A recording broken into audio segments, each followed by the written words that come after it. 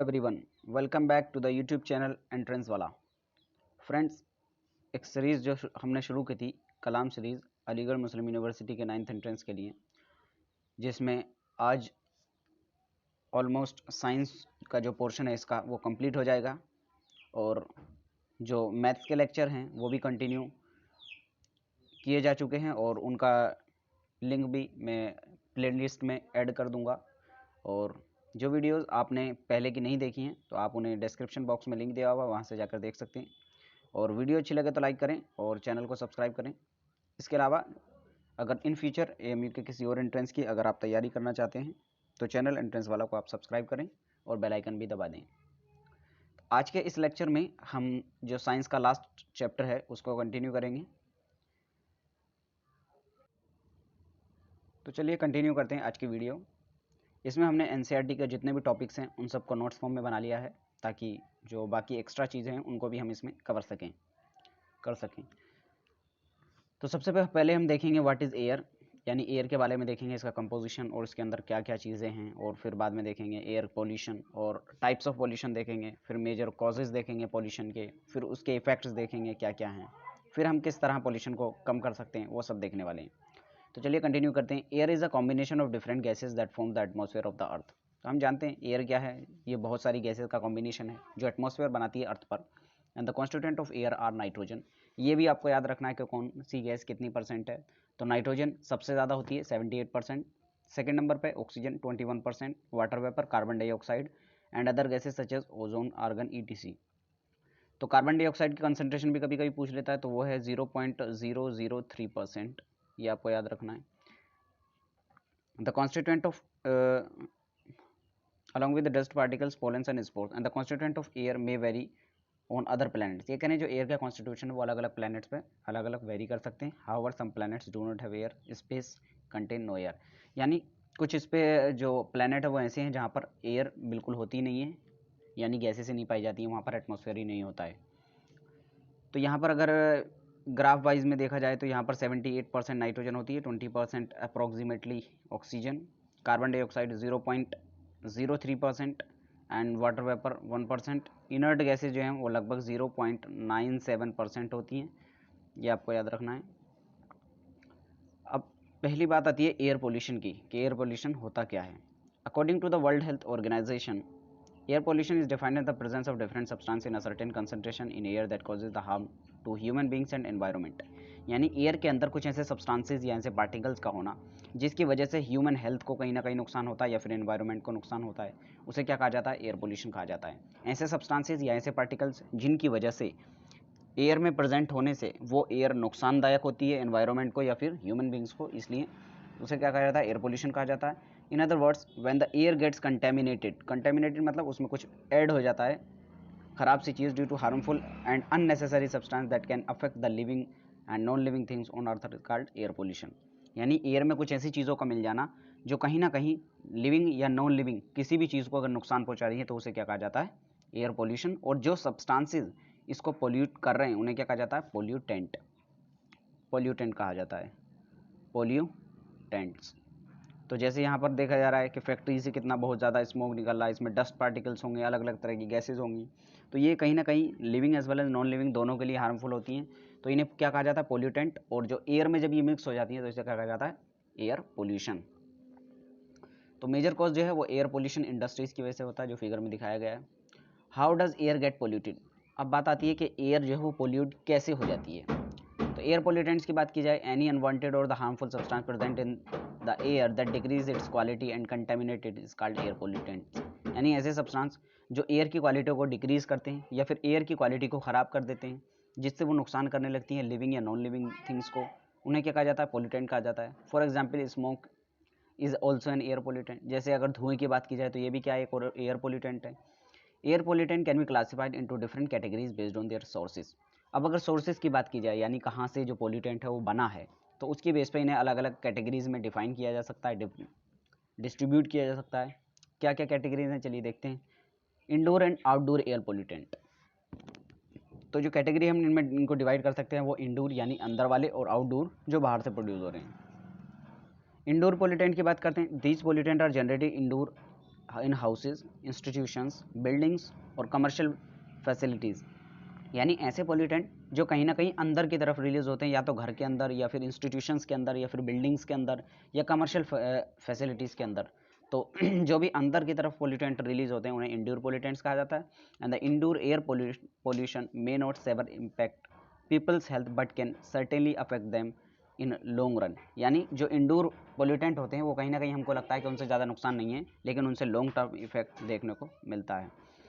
Different indoor pollutants की अगर बात की जाए तो कौन कौन सा है? टोबैको स्मोक, जैसे घरों में देखा जाता है, बहुत सारे लोग क्या करते हैं, स्मोकिंग करते हैं, तो उससे जो धुआं निकलता है वो क्या करता है, स्मोकिंग करता है, तो वो स्मोक जो होता है वो क्या करता है, पोल्यूटेंट की तरह करता है और जो एयर को पोल्यूशन क्रिएट कर देता है, और कहीं ना कहीं वो लॉन्ग टर्म इफेक्ट दिखाता है जो मेंबर्स होते हैं घर के उनके अंदर। The biological pollutant like pet hair, fungi, bacteria, pollen citizen. या फिर बायोलॉजिकल पोल्यूटेंट को हम देखें, या फिर हेयर, फंजाई, बैक्टीरिया जो एयर में प्रेजेंट होते हैं, ये सब भी क्या हैं, पोल्यूटेंट की तरह काम करते हैं। Building materials like lead, asbestos can cause cancer. या फिर बिल्डिंग मटेरियल बहुत सारे होते हैं, यानी जैसे बिल्डिंग बनती है तो उस टाइम पर बहुत सारा डस्ट मटेरियल निकलता है, वो सब एयर में मिक्स हो जाता है, तो वो भी एयर को पोल्यूट कर देता है। या फिर लेड या एस्बेस्टोस होती है, एस्बेस्टोस से कैंसर हो जाता है, ये आपको याद रखना है। या फिर बहुत सारी गैसेज जो रिलीज़ होती है, जैसे कार्बन मोनोऑक्साइड, जो घर में अगर कोई चीज़ जल रही है तो उसके जलने से रिलीज़ होती है। तो ये सब किसके एग्जाम्पल हैं? इंडोर पोल्यूटेंट्स के एग्जाम्पल हैं। यहाँ पर इन्होंने एक साथ कंबाइन कर दिया है इंडोर पोल्यूटेंट्स को, कि जितने भी रिलीज होते हैं, कार्बन मोनोऑक्साइड है, सॉल्वेंट्स हैं, पेंट्स हैं, ये भी सब क्या हैं, पोल्यूशन करते हैं। या फिर लिविंग एरिया में क्या क्या हो सकता है, टोबैको स्मोक, कारपेटिंग, फर्नीचर। या फिर किचन में हम देखें तो केमिकल स्मोक, कार्बन डाइऑक्साइड। या फिर बाथरूम में देखें तो mildew, bacteria, viruses, house hold cleaners. या फिर बेडरूम में देखें तो डस्ट माइट्स, पेट कैंसर्स, डेंडर। या फिर एटिक में हम देखें तो एस्बेस्टोस, डस्ट और केमिकल्स। और यार्ड में अगर हम देखें तो पोलन, हर्बिसाइड एंड पेस्टिसाइड। यानी ये सब एग्जाम्पल हैं जो इंडोर पोल्यूटेंट्स के अंदर आते हैं। अब नेक्स्ट टॉपिक आता है, what is indoor air quality. यानी इंडोर एयर क्वालिटी क्या होती है? Indoor air quality is defined as the quality of the air within house. यानी घर के अंदर जो एयर है उसकी क्वालिटी को क्या कहा जाता है? Indoor air quality. Buildings and commercial structure, घर हो, बिल्डिंग हो या कमर्शियल स्ट्रक्चर हो, इन सब के अंदर जो एयर है उसकी क्वालिटी को कहा जाता है indoor air quality. And low indoor air quality can lead to immediate effects such as irritation in the eyes, redness of the eye, headache, dizziness. यानी अगर घर के अंदर या फिर जहाँ पर भी हम इनसाइड की बात कर रहे हैं, बिल्डिंग या कमर्शियल स्ट्रक्चर के अंदर, तो अगर वहाँ पर जो एयर है उसका जो कंपोजिशन है वो अच्छा नहीं है, यानी उसमें अगर कुछ पोल्यूशन वगैरह है, तो उससे बहुत सारे इफेक्ट हमें देखने को मिल सकते हैं। जैसे इरिटेशन हो सकता है आदमी को, आईज रेड रह सकती हैं, या फिर हेडेक हो सकती है, डिजीनेस हो सकती है। तो बहुत सारे सिम्टम्स हैं जो देखने को मिल सकते हैं, किसकी वजह से? अगर पुअर क्वालिटी एयर की हुई इंडोर, तब it may also lead to adverse effect in the long run such as the problem of asthma. और लंबे समय तक अगर यही चलता रहा तो इससे बाकी प्रॉब्लम्स हो सकती हैं, जैसे अस्थमा हो सकता है। Air purifier are used in many houses and office to ensure clean air in the surrounding. और बहुत सारे घरों में क्या होता है, जो एयर प्यूरीफायर लगा दिए जाते हैं जिससे कि घर के अंदर या फिर बिल्डिंग्स के अंदर जो है प्योर एयर मिल सके, जहाँ पर पोल्यूशन बहुत ज़्यादा होता है। अब बात आती है आउटडोर पोल्यूटेंट्स की। तो outdoor air pollutant refers to the contaminants of the air in the open environment. यानी खुले आसमान में या एनवायरनमेंट में अगर हम देखें तो उसमें कौन कौन से पोल्यूटेंट होते हैं, उन सबको कहा जाता है outdoor pollutant. And the outdoor air pollutants generally arise from the burning of the fossil fuels. और अगर हम बात करें कि जो आउटडोर पोल्यूटेंट हैं वो कहाँ से रिलीज़ हो रहे हैं, वो या तो फॉसिल फ्यूल के जलने से, या फिर स्मोक से जो इंडस्ट्री से रिलीज़ हो रही है, या फिर व्हीकल से रिलीज़ होने वाली स्मोक से। And they adversely affect the quality of air and hence the whole environment of the earth. And the different outdoor pollutants are, यानी अलग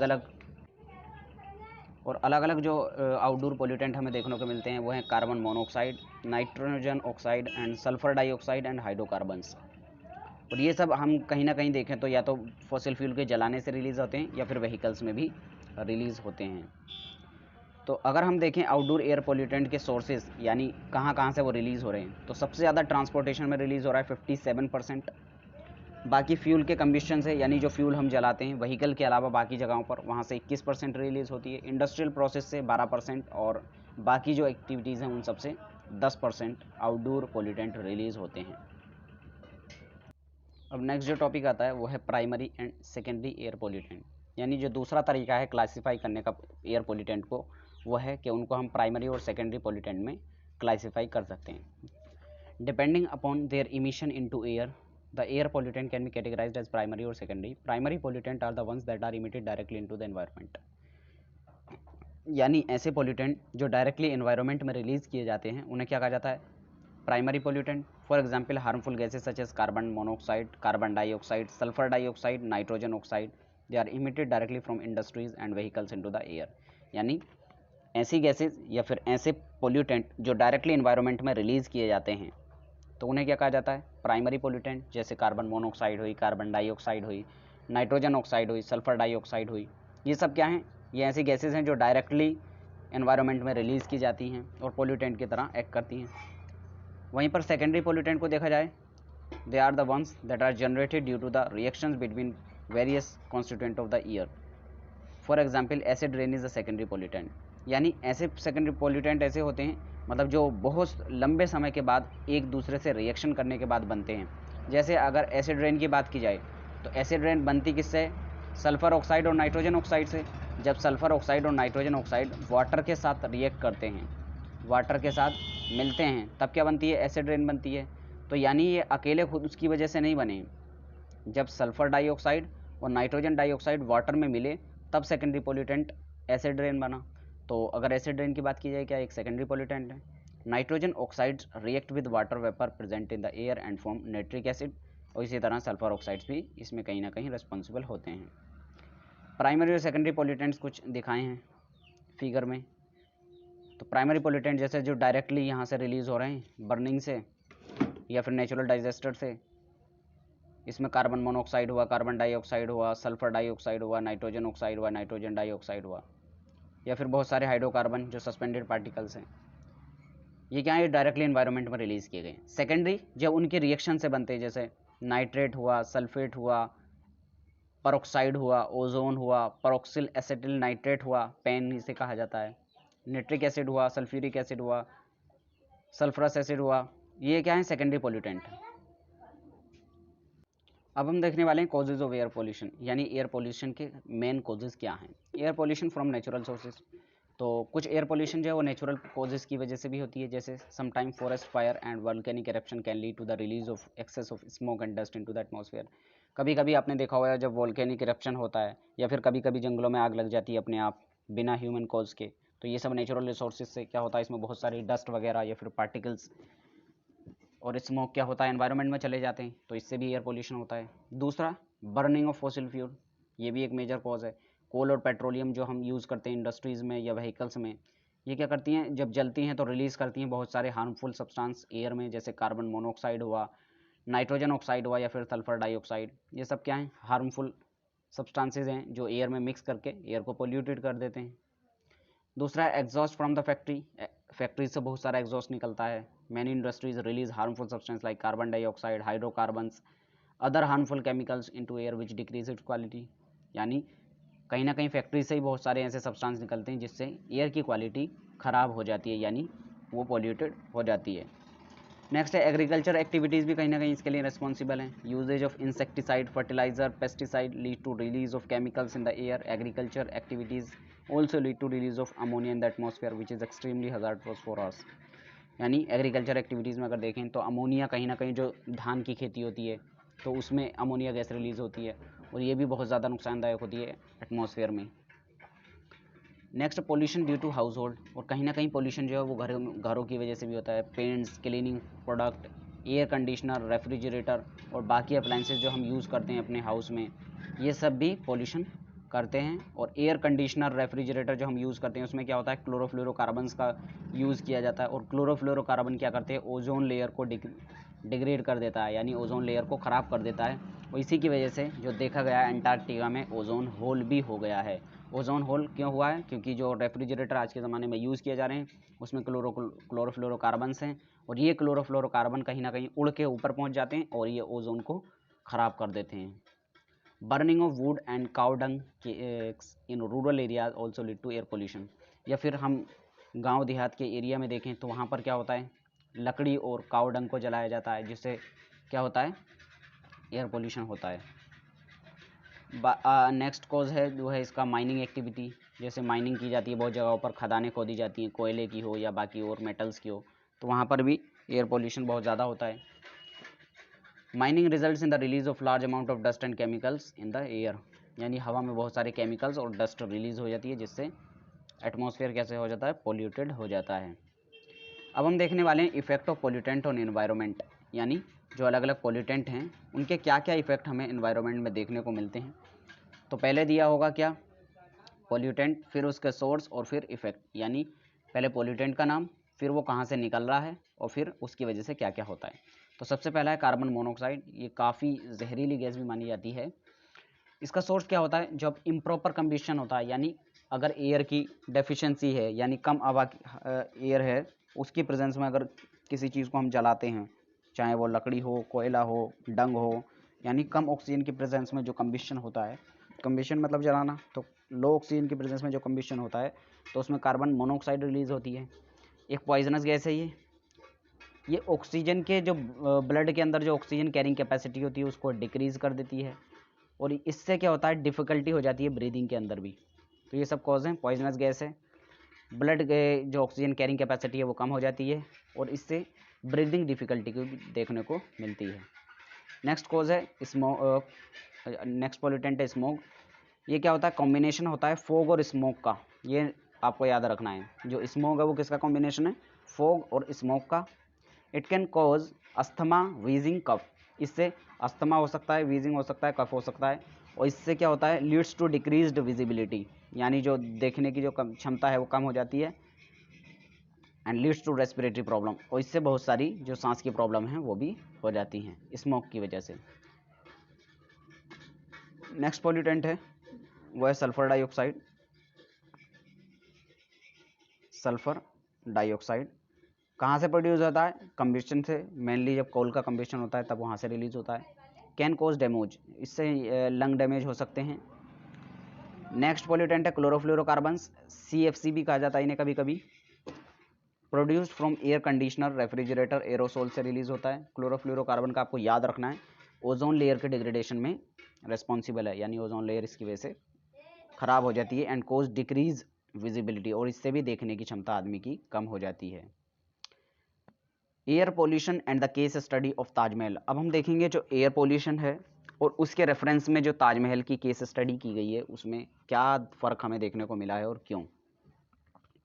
we know that air pollution can severely affect the environment. हम जानते हैं कि जो air pollution है वो environment को बहुत ज़्यादा अफेक्ट करता है। One great example of the harmful effect of air pollution can be viewed on the Taj Mahal, the most famous and the beautiful tourist attraction of India. यानी जो एयर पोल्यूशन है वो सिर्फ ऐसा नहीं है कि सिर्फ लाइफ को या फिर जो लिविंग एनिमल्स हैं उनको ही अफेक्ट करता है, या सिर्फ प्लांट को अफेक्ट करता है, ऐसा नहीं है। लिविंग हो या नॉन लिविंग हो, सभी को जो एयर पोल्यूशन है वो अफेक्ट कर रहा है। इसका जीता जागता हम एग्जाम्पल देख सकते हैं, क्या, ताजमहल, जो कि टूरिस्ट को काफ़ी अट्रैक्ट करता है इंडिया के अंदर और 7 वंडर्स ऑफ द वर्ल्ड के अंदर आता है। लेकिन इसकी जो ब्यूटी है वो डे बाई डे कम होती जा रही है। जैसे यहाँ पर इन्होंने कंपैरिजन दिखाया पहले के ज़माने का और प्रेजेंटली अभी इसका हाल क्या हुआ पड़ा है। तो ये सब क्या है, पोल्यूशन की वजह से। और एयर पोल्यूशन तो है ही है, और इसके साथ जो एसिड रेन है वो इसके लिए मेनली रिस्पॉन्सिबल है। एसिड रेन क्या करती है, जो मार्बल है उसको डिग्रेड कर दी जाती है, और इसीलिए जो एसिड रेन को क्या कहा जाता है, मार्बल कैंसर, मार्बल कैंसर के नाम से भी जाना जाता है, क्योंकि ये मार्बल को ख़राब कर देती है। The air pollution in that region has led to the discoloration of the white marbles of the Taj Mahal. यानी जो ताजमहल का वाइट मार्बल था, संगमरमर, तो उसका जो कलर है वो चेंज हो गया है। यहाँ पर इफेक्ट आप देख सकते हैं। अब आता है causes of air pollution Agra and effect on the Taj Mahal. जो एयर पोल्यूशन है आगरा के अंदर और उसकी वजह से क्या क्या इफेक्ट हमें ताजमहल पे देखने को मिल रहे हैं। The main sources of the pollutant in air around Taj Mahal are industries around Agra. यानी आगरा के आसपास जो इंडस्ट्रीज़ हैं उनकी वजह से बहुत ज़्यादा पोल्यूटेंट्स एयर में रिलीज हो रहे हैं, जिसकी वजह से एयर पोल्यूशन बढ़ता जा रहा है। Mathura oil refinery and other industries including automobiles. और यहाँ पर मथुरा के अंदर एक ऑयल रिफाइनरी है जो क्या करती है, ऑयल को रिफाइन करती है, और इससे क्या होता है, बहुत सारे जो एयर पोल्यूटेंट है वो रिलीज़ होते हैं, और एयर की जो कंडीशन है वो ख़राब होती जा रही है day by day. Rubber processing and chemicals are released.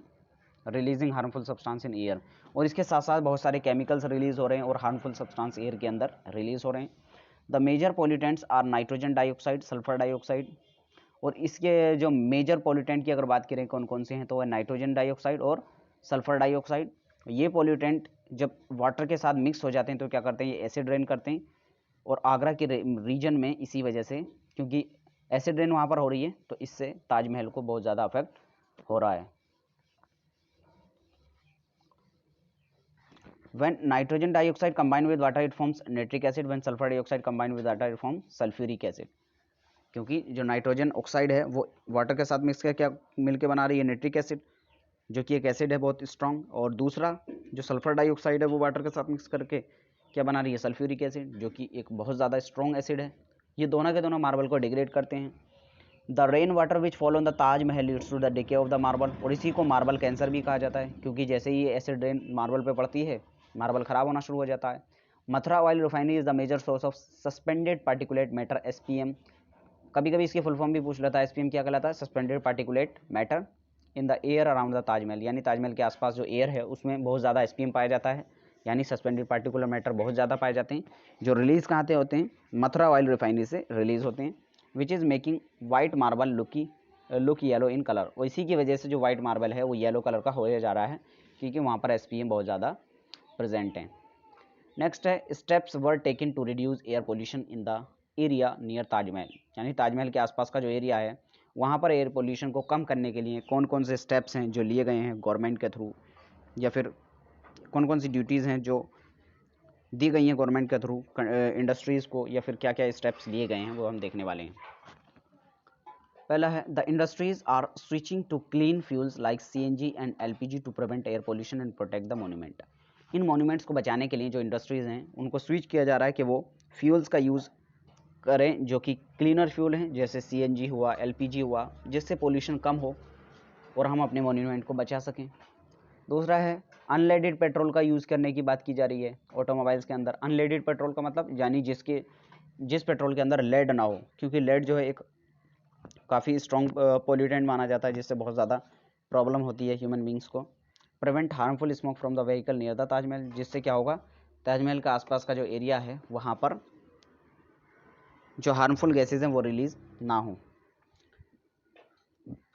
Next आता है green house effect. Green house effect भी एक बहुत इंपॉर्टेंट इफेक्ट है, जिससे बहुत ज़्यादा नुकसान देखने को मिल रहा है, और किस तरह से हमारी डेली लाइफ को अफेक्ट कर रहा है वो भी हम देखेंगे। As the sun rays enter the Earth's atmosphere, some of the radiation gets reflected back into the space while some of it trapped inside the Earth atmosphere। तो पहले हम देखेंगे ग्रीन हाउस गैस इफेक्ट होता क्या है। तो हम जानते हैं कि जैसे सन रेज अर्थ की तरफ आ रही हैं, तो जब ये अर्थ के अंदर आती हैं सन की रेज, तो अर्थ का जो एटमॉस्फेयर है ना वो उनको एब्जॉर्ब कर लेता है और वापस नहीं जाने देता है, यानी उनको ट्रैप करके रख लेता है, दबा के रख लेता है, वापस नहीं जाने देता। This is possible because of certain green house gases. और ऐसा जो होता है कि रेडिएशंस आ रही हैं लेकिन उनको वापस नहीं जाने दे रहा है, वो हो रहा है ग्रीन हाउस गैसेज की वजह से। ग्रीन हाउस गैसेज ऐसी गैसेज होती हैं जो रेडिएशन को एब्जॉर्ब तो कर लेती हैं लेकिन उन्हें वापस नहीं जाने देती हैं एटमॉस्फेयर से, जिसकी वजह से हीट जो है वो बढ़ती जाती है अर्थ के एटमॉस्फेयर पे। For example carbon dioxide, methane, nitrous oxide, water vapour can trap the sun's radiation inside the earth, thus this phenomenon is called green house effect. और ऐसा फेनोमेनन जिसमें सन की रेडिएशन हम एब्जॉर्ब तो कर रही हैं गैसेज लेकिन उनको वापस नहीं जाने दे रही, जिससे क्या हो रहा है, टेम्परेचर बढ़ता जा रहा है। इसी फेनोमेनन को क्या कहा जाता है, ग्रीन हाउस इफेक्ट। और ऐसी गैसेज जो इस इफेक्ट को करती हैं उन्हें ग्रीन हाउस गैसेज कहा जाता है। तो ग्रीन हाउस गैसेज के एग्जाम्पल आपको याद रखने हैं, कार्बन डाइऑक्साइड है, मीथेन है, नाइट्रस ऑक्साइड है और वाटर वेपर। ये सब के सब क्या करते हैं, रेडिएशंस को एब्जॉर्ब तो कर लेते हैं लेकिन वापस नहीं जाने देते।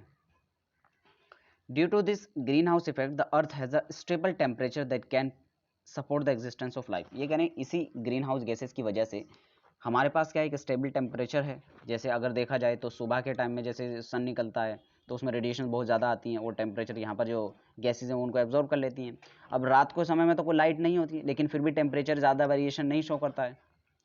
अदरवाइज अगर एटमॉस्फेयर नहीं होता तो रात को -15 डिग्री टेम्परेचर अर्थ पर होने वाला था, लेकिन इन गैसेस की वजह से जो रेडिएशन थी वो कुछ एब्जॉर्ब रह गई यहाँ पर, और हीट जो है वो एब्जॉर्ब रह गई, यानी ट्रैप करके रख ली इन गैसेज ने। तो जिससे क्या होगा, ज़्यादा गर्मी यहाँ पर देखने को नहीं मिलेगी, मतलब ज़्यादा ठंडी यहाँ पर देखने को नहीं मिलेगी रात को। तो एक स्टेबल टेम्परेचर मेंटेन करने में रिस्पॉन्सिबल है ये gases. The green house effect provide the required warmth to the earth, यानी अर्थ को जो एक नमी या गर्माई जो चाहिए वो कौन प्रोवाइड करता है, यही ग्रीन हाउस गैसेस प्रोवाइड करती हैं। However due to excess of carbon dioxide in the atmosphere the green house effect is becoming a serious trouble to the earth. लेकिन ये सिर्फ एक लिमिट तक हमें फ़ायदा पहुंचाता है, लेकिन एक लिमिट के बाद अगर ये ज़्यादा ग्रीन हाउस गैसेज हो रही हैं तो ये हमें नुकसान पहुंचाने लगता है, यानी जब अगर टेम्परेचर बढ़ने लगेगा जिससे ग्लोबल वार्मिंग हमें देखने को मिल रही है। Excess of the greenhouse gases leads to absorption of the more heat inside the earth, which further lead to the gradual rise in the temperature of the earth. The phenomenon of increasing the temperature of the earth is called global warming. और इसी को global warming कहा जाता है कि जैसे जैसे अगर ग्रीन हाउस गैसेज बढ़ रही हैं अर्थ के एटमॉस्फेयर पे तो ये रेडिएशंस को ज़्यादा एब्जॉर्ब करेंगी। अब ज़्यादा रेडिएशंस एब्जॉर्ब होंगी तो हीट यहाँ पर बढ़ती जाएगी, तो ग्लोबल टेम्परेचर यानी जो पूरी दुनिया का अर्थ का टेम्परेचर वो बढ़ता रहेगा। अब पूरा टेम्परेचर जो बढ़ता है अर्थ का उसे क्या कहा जाता है, ग्लोबल वार्मिंग कहा जाता है। जिससे क्या हो रहा है, ग्लोबल वार्मिंग से बहुत सारे इफेक्ट हमें देखने को मिलते हैं कि जो पोलर आइस कैप्स हैं या फिर जो बर्फ़ जमा हुआ है पहाड़ों पर वो क्या होता है टेम्परेचर बढ़ने की वजह से पिघलना शुरू कर देती है। अब जैसे ही वो पिघलता है तो आके समंदर में ठहरता है और वहाँ पर जो उसके कोस्टल एरिया हैं आसपास के एरिया वहाँ पर फ्लडिंग आना शुरू हो जाती है। यहाँ पर ग्रीन हाउस इफेक्ट को इन्होंने दिखाया है किस तरह गैसेज यहाँ पर जो रेडिएशन आ रही हैं उनको ट्रैप करके रख लेती हैं, जिससे क्या होता है अर्थ का एटमॉस्फेयर गर्म हो जाता है, यानी यहाँ पर टेम्परेचर बढ़ जाता है। नेक्स्ट जो टॉपिक है वो है sources of carbon dioxide on earth, यानी अर्थ पर जो कार्बन डाइऑक्साइड है उसका सोर्स क्या है वो हम देखने वाले हैं। The human activities such as the burning of the fossil fuels and the industrial activities ETC are causing a release of carbon dioxide, यानी अर्थ के एटमॉस्फेयर में यहाँ पर जो बहुत सारी फॉसिल फ्यूल्स जल रहे हैं या फिर इंडस्ट्रियल एक्टिविटीज़ की वजह से जो कार्बन डाइऑक्साइड रिलीज होती है। जो नेक्स्ट कॉज है वो कटिंग ऑफ फॉरेस्ट, यानी फॉरेस्ट के कटने की वजह से कार्बन डाइऑक्साइड जो है वो बढ़ती जा रही है। ऐसा क्यों है? Imbalance the carbon dioxide and oxygen amount in the air as plants take up the carbon dioxide from the environment and return release oxygen, therefore the deforestation lead to increased presence of carbon dioxide in the atmosphere. अब ऐसा इसलिए होता है कि जैसे जैसे अगर forest कटते जा रहे हैं तो फॉरेस्ट के कटने की वजह से जो है यहाँ पर जो प्लांट अगर होता तो क्या करता, वो कार्बन डाइऑक्साइड को एब्जॉर्ब करता और उसके बदले में ऑक्सीजन रिलीज करता। लेकिन अगर प्लांट नहीं होगा तो जो कार्बन डाइऑक्साइड है वो ऑक्सीजन में कन्वर्ट नहीं होगी, तो इसकी वजह से कार्बन डाइऑक्साइड की कंसनट्रेशन बढ़ती रहेगी जहाँ पर, जिससे फिर क्या होगा, ग्लोबल वार्मिंग होगी। फिर यहाँ पर इन्होंने इफेक्ट दिखाए कि ग्लोबल वार्मिंग के क्या क्या इफेक्ट हो सकते हैं, कि जैसे जैसे टेम्परेचर बढ़ेगा तो जो पोलर आइस है वो पिघल के आना शुरू हो जाएगी, यहाँ पर टेम्परेचर बढ़ेगा, फिर यहाँ पर जो ओशन है वो भी वार्म हो जाएगा, सी लेवल राइज कर जाएगा, जो कोरल्स हैं वो ख़राब हो जाएंगे हाई टेम्परेचर की वजह से, फिर ये उड़ेगा ऊपर पानी, फिर वहाँ से फिर रेन होगी और स्नो पैटर्न्स की फॉर्म में देखने को मिलेगा, यानी यहाँ पर फिर जो इसका कोस्टल एरिया है यहाँ पर फ्लडिंग आ जाएगी क्योंकि ज़्यादा पानी हो जाएगा। तो इस तरह से हमें बहुत सारे इफेक्ट देखने को मिलते हैं ग्लोबल वार्मिंग की वजह से। Global warming leads to an increased temperature of the earth which causes the melting of the glaciers and therefore increased sea level. Hence it results in flooding of the areas around the sea, यानी सी के आसपास का जो area है वहाँ पर flooding हो जाती है क्योंकि वाटर लेवल बढ़ जाता है। It also lead to extreme weather condition in different places of the earth, यानी अर्थ के जो अलग अलग प्लेसेस है वहाँ पर एक्सट्रीम वेदर हमें देखने को मिलता है इसी की वजह से। Increased rainfall in different places has occurred due to the higher temperature on earth, और अर्थ पर टेम्परेचर बढ़ने की वजह से जो रेनफॉल है वो भी बढ़ जाता है। एक्सटिंक्शन ऑफ स्पीशीज और the loss of habitat is occurring due to the global warming, और ग्लोबल वार्मिंग की वजह से बहुत सारी स्पीशीज जो है वो एक्सटिंक्ट हो रही हैं, ख़त्म हो रही हैं बिल्कुल, क्योंकि उनका जो हैबिटेट है वो कहीं ना कहीं लॉस्ट हो जाता है, यानी उनके रहने की जो जगहें हैं वो लॉस्ट हो जाती हैं। Animals are not able to adapt to the changing climatic conditions on earth, और अर्थ पर जो चेंजिंग क्लाइमेटिक कंडीशन से उनको अडाप्ट नहीं कर पाते हैं, इस वजह से ये प्रॉब्लम देखने को मिलती है। नेक्स्ट आता है व्हाट इज़ ओजोन लेयर। तो पहले अब हम देखेंगे ओजोन लेयर के बारे में क्या है। The earth atmosphere is covered with a layer of ozone gas all around, यानी अर्थ का जो एटमॉस्फेयर है वो बाहर से एक कवर से ढका हुआ है, एक लेयर की कवरिंग है जिसे कहा जाता है ozone layer. And this ozone gas prevent the dangerous ultraviolet radiation from the sun from reaching the earth surface, यानी सन से जो बहुत सारी रेडिएशंस आ रही हैं उसमें सब तरह की गैसेज होती हैं, सब तरह की रेडिएशंस होती हैं। तो कुछ रेडिएशंस होती हैं अल्ट्रावायलेट रेडिएशन जो हमारी बॉडी के लिए, एनिमल्स के लिए और प्लांट के लिए, सबके लिए हार्मफुल होती हैं। तो ये जो ओजोन गैस की जो कवरिंग है ये उन अल्ट्रावायलेट रेडिएशंस को अर्थ के एटमॉस्फेयर के अंदर नहीं आने देती है, उन्हें वहीं से रिफ्लेक्ट कर देती है। Ultraviolet rays of the sun if reaches to the earth surface it causes several problems, यानी अगर अल्ट्रावायलेट रेडिएशन अर्थ के एटमॉस्फेयर पे आ गई तो उससे बहुत सारी प्रॉब्लम हो सकती हैं। कौन कौन सी प्रॉब्लम हो सकती हैं? They can affect the plant, cause cancer in human being के अंदर कैंसर हो सकता है उनकी वजह से, स्किन और आई प्रॉब्लम हो सकती है। बायोटिक और अबायोटिक कंपोनेंट दोनों को ही कहीं ना कहीं हार्मफुल इफेक्ट शो करती हैं ये। Hence the ozone layer has a significant role in environment, और इसी की वजह से ओजोन क्या करती है, एक इंपॉर्टेंट रोल प्ले करती है हमारे एनवायरनमेंट के अंदर। What is the ozone layer depletion? अब नेक्स्ट टॉपिक आता है कि ओजोन लेयर जो डिप्लेशन हो रहा है वो क्या है और क्यों हो रहा है। The ozone layer can be termed as the deterioration of the ozone layer due to the presence of harmful substance in the environment। Ozone layer depletion हम उस चीज़ को कह सकते हैं कि एनवायरनमेंट में बहुत सारी अलग अलग पोल्यूटेंट प्रेजेंट होने की वजह से जो ओजोन लेयर वो ख़राब होती जा रही है, इसी को ओजोन लेयर डिप्लेशन कहा जाता है। और जो मेन कोज है इसका, अभी मैं पहले बताया था क्या, क्लोरोफ्लोरोकार्बन से इसका मेन कोज है। जो रेफ्रिजरेटर में हम क्लोरोफ्लोरोकार्बन यूज़ करते हैं वो कहीं ना कहीं एनवायरनमेंट में रिलीज़ होता है और फिर वो एयर को पोल्यूट कर देता है, and they react with the ozone gas and form molecular oxygen. अब जैसे ये क्लोरोफ्लोरोकार्बन ओजोन गैस के साथ रिएक्ट करते हैं, ओजोन गैस का फॉर्मूला होता है O3, जब ये CFC क्लोरोफ्लोरोकार्बन के साथ रिएक्ट करते हैं तो क्या, ऑक्सीजन में कन्वर्ट कर देते हैं। तो इस तरह ओजोन गैस का जो है डिप्लेशन होता है। अब यहाँ पर ओजोन लेयर का डिप्लेशन दिखाया गया है फिगर में। नेक्स्ट है प्रिवेंशन ऑफ एयर पोल्यूशन। अब बात आती है कि जो एयर पोल्यूशन के हमने इफेक्ट्स देख लिए इतने ज़्यादा कि क्या क्या इफेक्ट्स उनसे होते हैं ह्यूमन लाइफ को, एनिमल्स को, प्लांट को। अब बात आती है कि हम एयर पोल्यूशन को किस तरह कंट्रोल कर सकते हैं, किस तरह एयर पोल्यूशन से बच सकते हैं। Prevention of air pollution, switching to cleaner fuels like CNG LPG can lead to decrease air pollution. अगर हम क्लीनर फ्यूल्स की तरफ स्विच कर जाएं, मूव कर जाएं, यानी जो क्लीनर फ्यूल्स हैं जैसे LPG हो गया, CNG हो गया, अगर हम इन फ्यूल का यूज़ करना शुरू कर दें तो जो एयर पोल्यूशन है वो डिक्रीज़ हो जाएगा। दूसरा तरीका हो सकता है generating awareness among the people about air pollution and its harmful effect will encourage them to participate in preventing it. या फिर हम पीपल के अंदर, जो लोग हैं उनके अंदर जागरूकता फैलाएं कि वो पोल्यूशन से बचने की कोशिश करें, पोल्यूशन ना फैलाएं, और गैसेस से जो रिलीज़ हो रही हैं एटमॉस्फेयर में उनको डिक्रीज़ करने की कोशिश करें। Increasing the usages of solar energy, और जो सन से आने वाली एनर्जी है उसका यूज़ बढ़ाएं, वाइंड एनर्जी को बढ़ाएं, हाइड्रो पावर प्लांट का यूज़ करें, यानी कहीं ना कहीं हम जो फ्यूल्स हैं, फॉसिल फ्यूल्स हैं, उनका यूज़ कम कर दें। Planting more and more trees around the cities in rural area, या फिर रूरल एरिया में क्या करें, बहुत ज़्यादा से ज़्यादा प्लांटिंग करें, हम प्लांट्स को उगाने की कोशिश करें।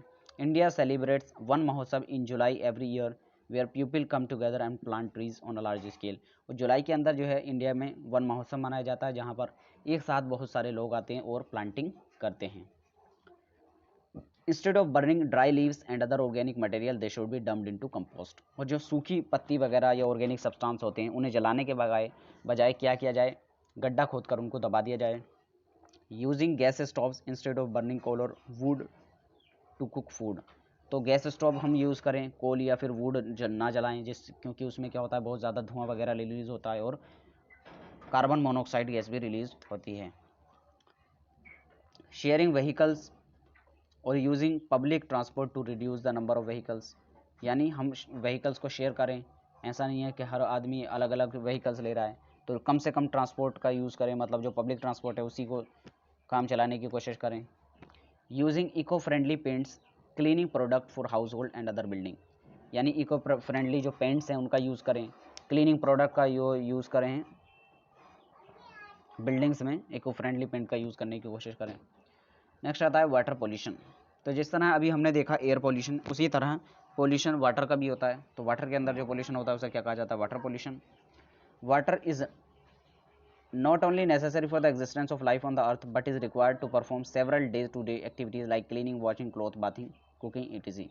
यानी जो वाटर है सिर्फ हमारी जीने के लिए ही ज़रूरी नहीं है, बल्कि हमारी रोज़मर्रा की ज़िंदगी में जैसे नहाना हो गया, कपड़े धोना हो गया, खाना बनाना हो गया, इन सब में भी पानी की ज़रूरत होती है। Due to these activities several substances get mixed up in water which make it unsafe for further consumption. और इन सब हमारी एक्टिविटीज़ की वजह से बहुत सारे सब्सटेंसेस ऐसे रिलीज़ होते हैं जो पानी में मिक्स हो जाते हैं और पानी को अनफिट कर देते हैं, यानी ख़राब कर देते हैं, जिसे हम पी नहीं सकते। This addition of biological, chemical, physical substances in water is called water pollution. और इन सब्सटेंसेस का या तो बायोलॉजिकल हो या फिर केमिकल हो या फिजिकल सब्सटेंसेस का ऐड करना जिससे वाटर की क्वालिटी ख़राब हो जाती है, इसे कहा जाता है क्या, water pollution. And these substances contaminate water and make it unfit for consumption of human being and animals are called water pollutant. और ऐसे सब्सटेंसेस जो पानी में मिलकर इसको अनफिट कर देते हैं कि हम उसको यूज़ नहीं कर सकते या फिर पानी को ख़राब कर देते हैं, उन्हें क्या कहा जाता है, वाटर पॉल्यूटेंट कहा जाता है। यहाँ पर सोर्स दिखाए गए हैं वाटर पॉल्यूटेंट के कि कहाँ कहाँ से वाटर पॉल्यूशन होता है।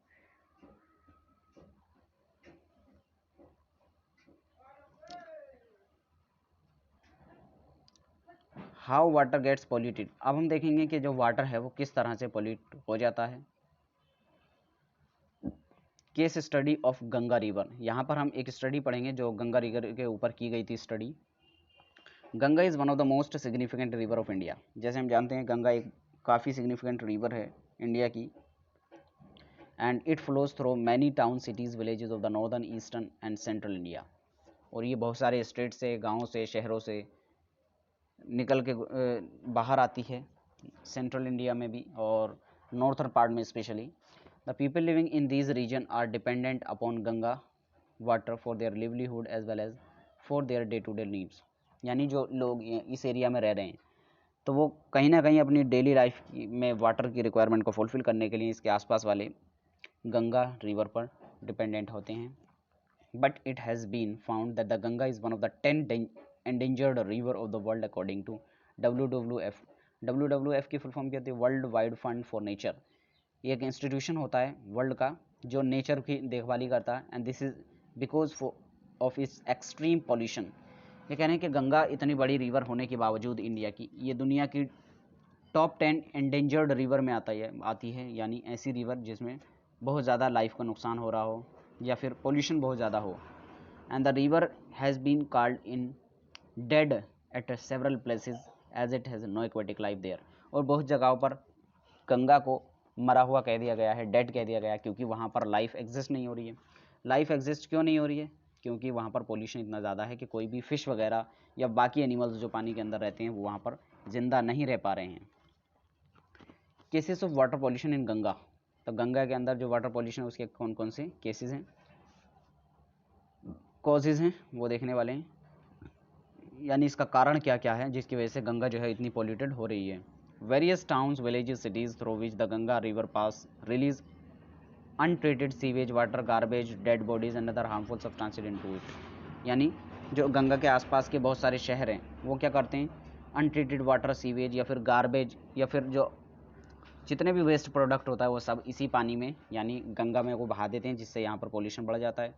The Ganga river flowing through Kanpur region in Uttar Pradesh is the most polluted part of the river. और रिवर का सबसे पॉल्यूटेड पार्ट गंगा का वो है कानपुर के पास। This is because of the large population of Kanpur. Kanpur के अंदर बहुत बड़ी पॉपुलेशन होने के वजह से और यहाँ पर इंडस्ट्रीज़ बहुत ज़्यादा होने की वजह से जो यहाँ पर पॉल्यूशन है वो बहुत ज़्यादा देखने को मिलता है।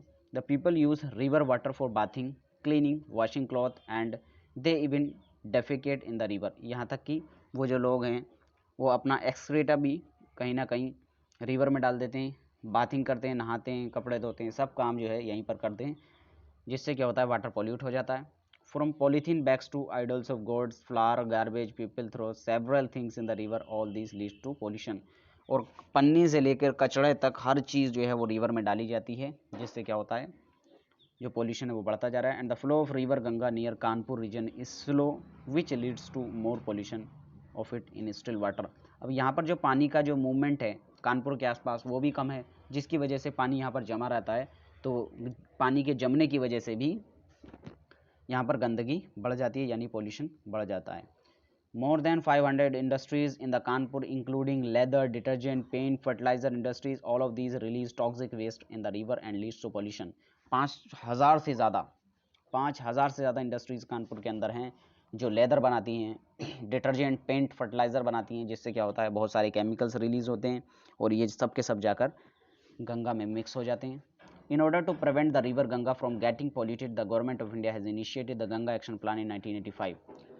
गंगा को बचाने के लिए गवर्नमेंट ऑफ इंडिया ने 1985 में गंगा एक्शन प्लान को लॉन्च किया। However increased industries and growing population of India have damaged the river to huge extent. Hence the government of India has now started another initiative called National Mission for clean Ganga in 2016। अब क्योंकि जो India की population वो बहुत ज़्यादा है, उसने उसको इतना ज़्यादा ख़राब कर दिया कि उसको कंट्रोल भी नहीं किया जा सकता। तो दूसरा प्रोग्राम गवर्नमेंट ऑफ इंडिया ने लॉन्च किया है जिसका नाम है national mission for clean Ganga 2016 में। नेक्स्ट है water pollution and its effect, यानी वाटर पॉल्यूशन और इसके क्या क्या इफेक्ट देखने को मिल रहे हैं।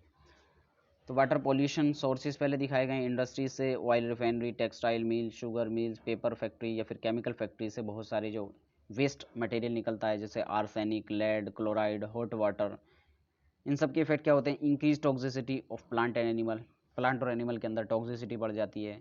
Affect the soil and hinder the growth of plant, increase the acidity of the soil, और सॉइल की जो एसिडिटी है उसको बढ़ा देते हैं। Hot water increase the temperature of the water body, और जो वाटर बॉडी है उनका टेम्परेचर बढ़ जाता है हॉट वाटर की वजह से। And affect the plant and animals living in it, और जिसकी वजह से जैसे ही टेम्परेचर बढ़ता है तो जो प्लांट या एनिमल उसके अंदर रह रहे थे वो मरना शुरू हो जाते हैं। नेक्स्ट जो काफ़ी इंपॉर्टेंट पार्ट है वो है eutrophication. Eutrophication is the presence of an excess of nutrient in the water body, especially the stagnant water. Stagnant water का मतलब क्या होता है? रुका हुआ वाटर, जमा हुआ वाटर कहा जा सकता है। जमा हुआ पानी, यानी स्टैग्नेंट वाटर मतलब जमा हुआ पानी, रुका हुआ पानी। तो यूट्रोफिकेशन का मतलब क्या होता है? बहुत ज़्यादा न्यूट्रिएंट्स का होना पानी के अंदर, खासकर जमे हुए पानी के अंदर। And eutrophication mainly occurs due to the addition of the chemicals in water body, और वाटर बॉडी के अंदर बहुत सारे केमिकल्स को ऐड करने की वजह से यूट्रोफिकेशन होता है। As a result a large number of alga and other plant start growing in it, इसकी वजह से बहुत ज़्यादा एल्गा और प्लांट वहाँ पर ग्रो करना शुरू कर देते हैं। As they die decomposers begins to rise in the water, these decomposer take up most of the oxygen in the water, और जैसे जैसे एल्गा या बाकी प्लांट्स वहाँ पर ग्रो करते हैं तो जो पानी के अंदर ऑक्सीजन थी उस सबको यूज़ कर लेते हैं कौन? यही एल्गा वगैरह। तो जिससे क्या होता है? वाटर के अंदर ऑक्सीजन कम हो जाती है और बाकी एनिमल्स वहाँ पर नहीं रह पाते हैं। Has the lack of oxygen lead to killing of the aquatic animals in the water body, और जिसकी वजह से ऑक्सीजन जब कम हो जाती है तो बाकी एनिमल्स जो उसके अंदर रह रहे हैं वो मरना शुरू हो जाते हैं। नेक्स्ट है यूट्रोफिकेशन। यहाँ पर मतलब उसी का फिगर दिया हुआ है कि यूट्रोफिकेशन किस तरह होता है। तो बहुत सारे नाइट्रोजन, फॉस्फोरस या फिर न्यूट्रिएंट जो सॉइल के अंदर जाते हैं जिससे एल्गा वगैरह ग्रो होना शुरू हो जाता है।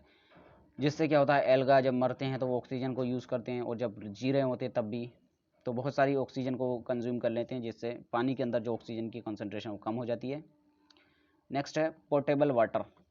Drinking water on the water और the water that is fit for the consumption and food preparation is also called portable water, यानी ऐसा पानी जिसे हम पी सकते हैं या अपने खाने गए में यूज़ कर सकते हैं उसे क्या कहा जाता है? पोर्टेबल वाटर कहा जाता है। पोर्टेबल वाटर यानी एक सुरक्षित वाटर जिसको हम ड्रिंक कर सकते हैं या फिर अपने खाने पीने में यूज़ कर सकते हैं। How is water purified? Next आता है कि वाटर को प्यूरीफाई किस तरह हम करते हैं। In order to prevent water pollution, water from household industries and other sources is treated in a sewage treatment plant and then it is release in the water bodies. तो इसमें क्या होता है? जो भी वेस्ट वाटर या water release होता है हाउस होल्ड से या इंडस्ट्रीज से, तो उसको पहले ट्रीट करने के लिए यानी उससे इम्प्योरिटीज़ को निकालने के लिए उसे सीवेज ट्रीटमेंट प्लांट में भेजा जाता है, जिससे क्या होता है? वहाँ पर जो हार्मफुल चीज़ें हैं, हार्मफुल प्रोडक्ट हैं, उनको निकाल दिया जाता है और जिससे प्यूरीफाइड वाटर जो है वो वाटर बॉडीज़ में रिलीज़ कर दिया जाता है। And also water from the water bodies is treated before passing, और जो वाटर बॉडीज से वाटर आता है उसको भी पहले ट्रीट किया जाता है जब उसको हाउस होल्ड में भेजा जाता है यूज़ के लिए। How water is made safe for drinking. अब क्या क्या स्टेप्स हमको लेने चाहिए कि किसी वाटर को हम सेफ़ बना लें कि उसको पी सकें। तो पहला है फिल्ट्रेशन, यानी उसमें जो मोटे मोटे कंकड़ वगैरह हों या बाकी मोटी मोटी इम्प्योरिटीज़ हैं उन सबको निकालने के लिए फिल्ट्रेशन किया जाए। ये फिजिकल मेथड होता है जिसमें जो बड़ी इम्प्योरिटीज़ हैं उनको निकाला जाता है। नेक्स्ट होता है बॉइलिंग। बॉइलिंग से क्या होता है? बहुत सारे जर्म्स, माइक्रो बैक्टीरिया जो उसके अंदर होते हैं वो मर जाते हैं। और फिर क्लोरीनेशन, उसमें जब क्लोरीन मिलाई जाती है तो ये क्या है? क्लीनिंग एजेंट होता है जिससे वाटर क्या होता है? प्यूरीफाई हो जाता है and makes it fit for consumption. Often chloride tablets are added in water to remove impurity, और कभी कभी क्या होता है? क्लोरीन की टैबलेट भी ऐड कर दी जाती है पानी में, जिससे क्या होता है? वाटर जो है वो प्यूरीफाई हो जाता है। नेक्स्ट है how to prevent water pollution. क्या क्या तरीके हो सकते हैं जिनके थ्रू हम वाटर पॉल्यूशन को डिक्रीज कर सकते हैं? तो इसके तरीके ये हैं: industry should strict adhere to the laws and do not dispose untreated water, sewage water into the river और any other water body directly. तो इसमें जो मोस्टली तो इंडस्ट्रीज़ जो हैं उनको अपना रोल प्ले करना चाहिए कि कोई भी जो वाटर जो भी इम्प्योरिटीज़ वो रिलीज़ कर रहे हैं वो डायरेक्टली वाटर बॉडीज़ में ना भेजें, पहले उनको क्या करें, स्टेबल करें, वाटर सीवेज ट्रीटमेंट प्लांट में भेजें, उससे जितनी इम्प्योरिटीज़ हैं उनको निकाल करके तब बाद में रिवर या फिर वाटर बॉडी में भेजें। More water treatment plants should be establish near the industrial area, और जो भी इंडस्ट्रियल एरिया है उसके पास में वाटर ट्रीटमेंट प्लांट बनाए जाने चाहिए गवर्नमेंट ऑफ इंडिया को। And we should save water as much as we can, और जितना हो सके हम पानी को बचाना चाहिए। For example we can make sure that there is no leakage taps in the house, और हाउस के अंदर कोई भी ऐसा नहीं हो कि लीक हो रहा है पानी, क्योंकि पानी की ऑलरेडी कमी है। We should reuse water if we can, और पानी को हमें दोबारा यूज़ करना चाहिए अगर हम कर सकते हैं। For example water that we use for washing cloth can be used for cleaning the house floors, यानी ऐसा पानी जो हमने कपड़े धोए हैं जिससे उसी को यूज़ कर सकते हैं हम जो घर की सफाई करने के लिए। यहाँ पर वही फिगर दिखाया है कि किस तरह हमें रिसाइकिल करना चाहिए, पानी को बचाना चाहिए, क्लीनिंग में हमें उसी पानी को यूज़ करना चाहिए जो हमने कपड़े धोने में यूज़ किया है। तो ये सब तरीके हैं जिसके थ्रू हम वाटर को बचा सकते हैं और उसके वाटर के पॉल्यूशन को भी कंट्रोल कर सकते हैं। तो यहीं पर हमारी जो थ्योरी है वो कंप्लीट होती है और हमारा साइंस पोर्शन भी ऑलमोस्ट कंप्लीट हो गया है। तो इसके बाद जो हमारा मैथ है वो ऑलरेडी शुरू हो गया है अलीग इंस्टीट्यूट चैनल पर। मैं लिख देता हूँ, चैनल का नाम है अलीग इंस्टीट्यूट, अलीग इंस्टीट्यूट। वहाँ पर मैथ चल रही है निसार भाई के थ्रू, और जो भी वीडियोज़ हैं उनका लिंक मैं ऐड कर दूंगा प्लेलिस्ट में, यहीं से आप डायरेक्टली देख सकते हैं। और इसके अलावा जो बाकी सब्जेक्ट्स हैं इंग्लिश, हिंदी, उर्दू, तो उनके लिए अगर बाकी स्टूडेंट्स अगर देखना चाहते हैं, यानी अगर नीड आती है उन सबको बनाने की, तब हम वीडियो बनाएंगे, अदरवाइज़ अभी नहीं बनाने वाले हैं क्योंकि रीच वीडियोज़ की नहीं पहुंच रही है, ज़्यादा बच्चे देखने वाले नहीं हैं। तो अगर ज़रूरत है तो अगर बच्चे कमेंट करेंगे कि उनको भी बनाना है तब हम वीडियोज़ बना के डाल देंगे। तो आप अपनी पढ़ाई करते रहें। All the very best. Thank you.